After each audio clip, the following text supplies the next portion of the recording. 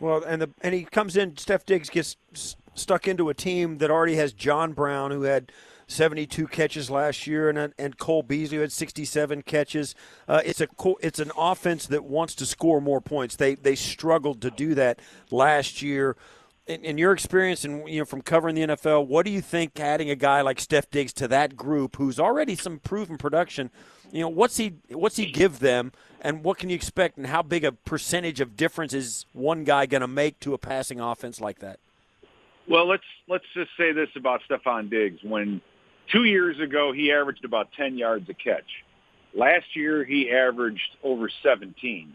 So that 7-yard difference in average of catch led the NFL. So that means he was just a more explosive receiver. And so when you have guys who are getting the numbers and are getting the underneath throws and getting the short throws and those kinds of things, that's going to allow a guy like Stefon Diggs to be your quote-unquote big play receiver. The thing is he's, I think when he comes into this situation, he can already see that. It wasn't a situation where you have to understand he was a fifth-round pick here, and Adam Thielen was an undrafted free agent. And so he's only known this area.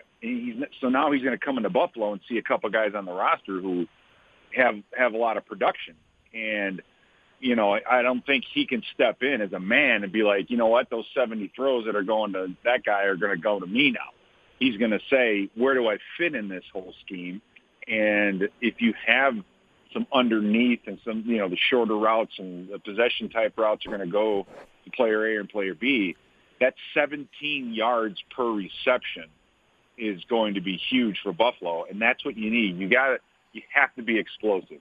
You have to be able to blow the top off of the defense, and Diggs gives you that weapon. So for Buffalo fans, I mean, you guys should be very, very excited because now you have a deep threat. Now you have a guy that can definitely blow the top off the defense. The only negative thing I saw this year was he was fumbling a little bit. He had four fumbles this year after catches, and that was probably more than usual.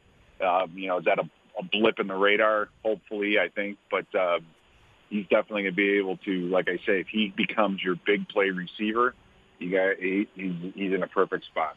We're on the line with Vikings radio color analyst Pete Bercich, former Vikings linebacker, talking about the Bills' acquisition of Stefon Diggs and the big trade last night. Hey, Pete, is Diggs going to need a new contract? I heard some people suggest that. He just got an extension, right, a year ago? Yeah, he did. He just got an extension. So, as far as, again, it's one of those things you want to pull him aside and say, dude, one thing at a time. Yeah. Right? You wanted out of Minnesota, and we got you out of Minnesota. We paid a good price. I mean, if you look at what's going on with DeAndre Hopkins and some of those other things, you guys, they want, the point is you can look at him and say, you are wanted here, my friend.